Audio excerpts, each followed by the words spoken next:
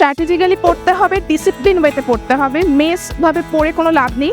প্রতিদিন একটা রুটিন থাকবে, সেই রুটিনটাকে ফুলফিল করার চেষ্টা করবে। ডেডিকেশনটা তো পুরো থাকতে হবে। আর সব থেকে যেটা জরুরি আমি মনে করি মেন্টাল স্ট্রেংথ, ওটাই তোমাকে ওই নিচের 3 ঘন্টা সার্ভাইভ করতে হেল্প করবে। লাস্ট অবধি এটা মনে রাখতে হবে যে আমি পারবো, মানে যাই হয়ে যাক আমি পারবো। প্রথম কথা হচ্ছে টিচার যারা ক্লাসে যেটা পড়াবে সেটার প্রতি ভালো করে অ্যাটেনশন দিয়ে শোনা, বাড়িতে এসে সেটা ফলো আপ করা, প্লাস সেটা রিলেটেড যে কোশ্চেন সলভ করা, ডাউট টিচারদের জিজ্ঞেস করা। আর মেন কথা হচ্ছে যে এনসিআরটিটা যেন ভালো করে পড়া হয়, কারণ ওটাই মেন এখন নিটের জন্য। মেন অ্যাটেনশন এনসিআরটির দিকে রাখা উচিত স্টুডেন্টদের। আর হার্ডওয়ার্ক, কনসিস্টেন্সি লেগেই থাকবে। প্রথমত কোনো টপিক যেটা কঠিন লাগছে, বুঝতে সমস্যা হচ্ছে, সেটা পরে পড়বো বলে ইগনোর করে দেওয়া কখনোই উচিত নয়, কারণ তাহলে সেটা মানে পরে ওটা পড়েই থাকে আর হয় না। সঙ্গে সঙ্গে ওটা কোনো টিচারের থেকে কনসেপ্টটা বুঝে নেওয়া উচিত।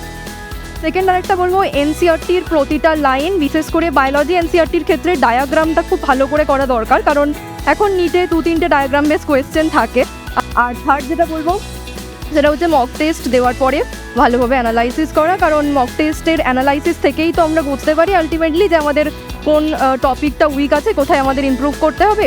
তো এই মিস্টেকগুলো জুনিয়রদেরকে অ্যাডভাইস করবো তারা যেন না করে নিটের প্রিপারেশানে।